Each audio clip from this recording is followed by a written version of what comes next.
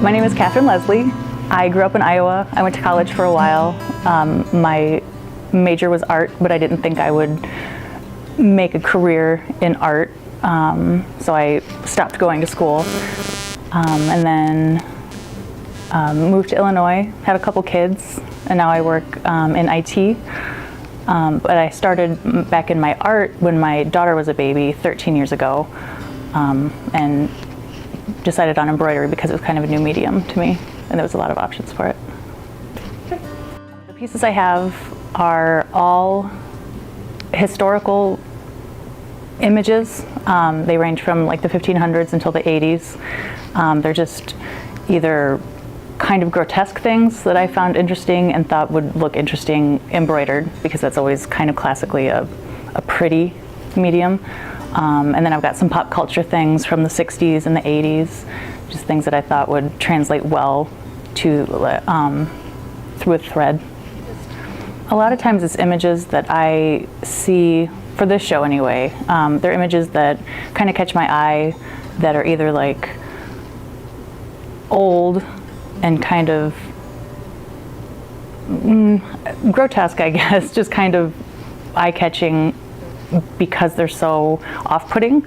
And so I do them in embroidery because, like I said, that's always been kind of a pretty medium. You know, it's always done on dresses and tablecloths and stuff, or just bright graphic things from the 60s and 70s and 80s. I like that stuff too.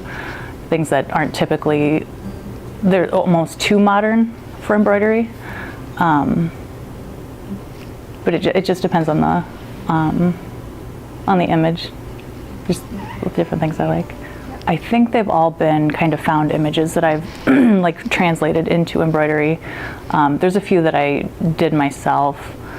I do have other ones that I've done that are like original drawings, but most of these are ones that I've retranslated, I guess.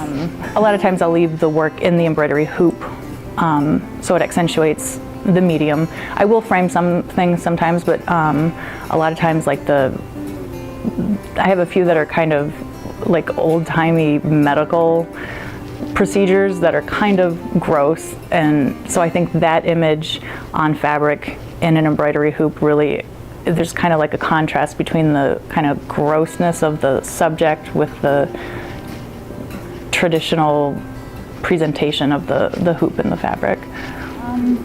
I don't see a lot of fiber art as in different shows that I've gone to. I'll see a piece here or there, but I really want to show people that it is a viable medium, you know, that it is art, that it's not just grandma crafts, you know, and I think that it's a medium that can have an impact on people, but it's not one that they typically think of when they think of art. You think of painting or, you know, drawing or that kind of thing, but I think it's just as valuable as any of those other kind of mediums.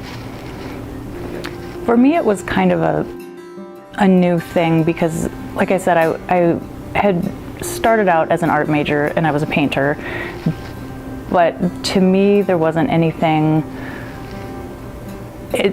nothing inspired me to paint because I kind of felt like it had all been done, where when I kind of found embroidery, it was like, well, this hasn't been done yet, and the kind of images that I wanted to do, or, you know, the kind of like my own drawings or whatever. It's kind of old, but kind of new. It's, you know, it's been around forever, but there's not a lot of fiber artists around. I think it's gaining more popularity, but it's still kind of not quite as common.